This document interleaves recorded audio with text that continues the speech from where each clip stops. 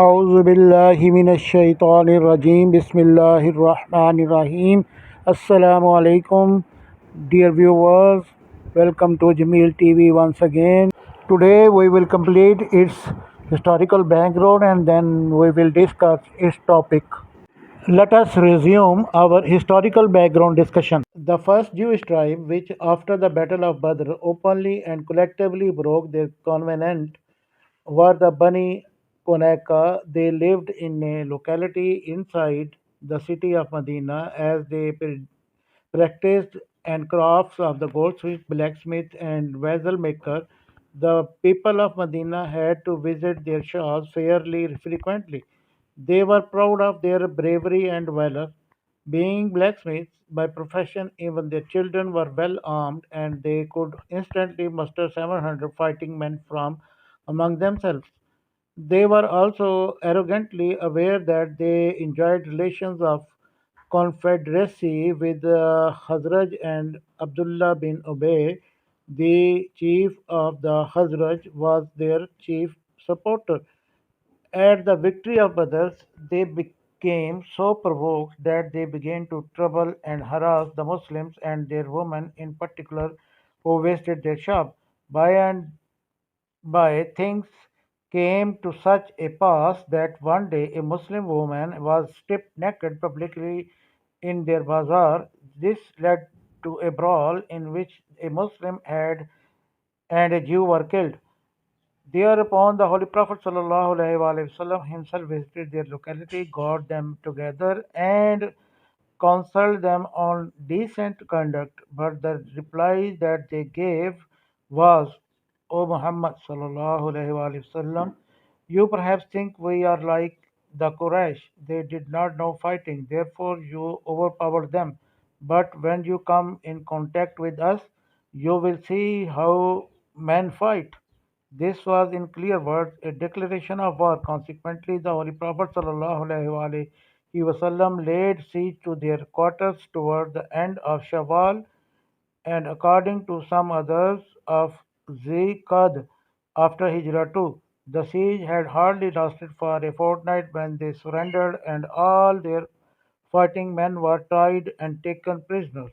Now Abdullah bin Ubay came up in support of them and insisted that they should be pardoned. The Holy Prophet ﷺ conceded his request and decided that the Bani Kunayka would be exiled from Medina, leaving their properties, armor, and tools of trade behind.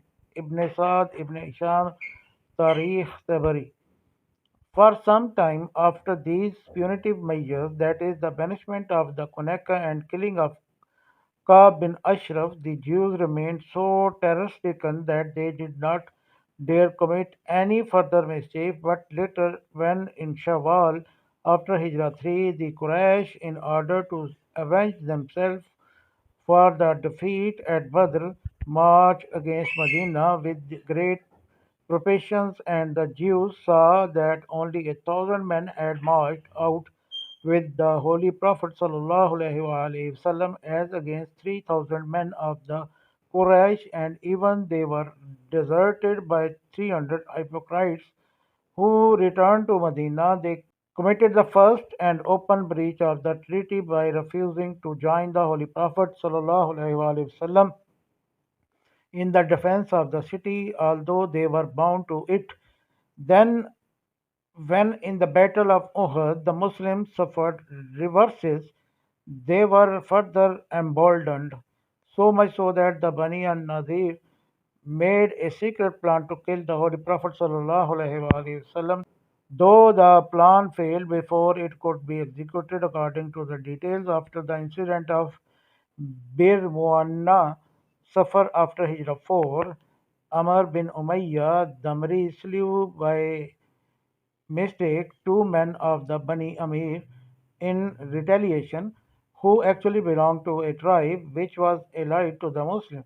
But Amr had mistaken them for the men of the enemy. Because of this mistake, their blood money became obligatory on the Muslims. Since the Bani an-Nadir were also a party in the alliance with the Bani Amr, the Holy Prophet ﷺ went to their clan along with some of his companions, to ask for their help in paying the blood money. Outwardly, they agreed to contribute as he wished, but secretly they plotted that a person should go up to the top of the house by whose wall the Holy Prophet ﷺ was sitting and dropped a rock on him to kill him. But before they could execute their plan, he was informed in time and B immediately got up and returned to Medina. Now there was no question of showing them any further concession. The Holy Prophet ﷺ at once sent to them the ultimatum that the treachery they had meditated against him had come to his knowledge. Therefore, they were to leave Medina within 10 days. If any one of them was found staying behind in their quarters, he would be put to the sword. Meanwhile, Abdullah bin Ubay sent them the message that he would help them with 2,000 men and that the Bani Qurayza and Bani Gaftan also would come to their aid. Therefore, they should stand firm and should not go. On this false assurance, they responded to the Holy Prophet Sallallahu Alaihi Wasallam's ultimatum, saying that they would not leave Medina and he could do whatever was in his power. Consequently, in Rabi ul Awwal after Hijrah 4, the Holy Prophet ﷺ laid siege to them, and after a few days of the siege, which according to some traditions were 6 and according to others 15 days, they agreed to leave Medina on the condition that they could retain all their property which they could carry on their camels except the armor. Thus Medina was rid of this second mischievous tribe of Jews. Only two of the Bani an-Nadir became Muslim and stayed behind. Others went to Syria and Khyber.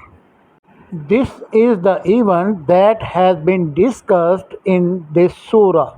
The remainder part of the surah will be discussed in the next episode. Stay tuned to Jameel TV.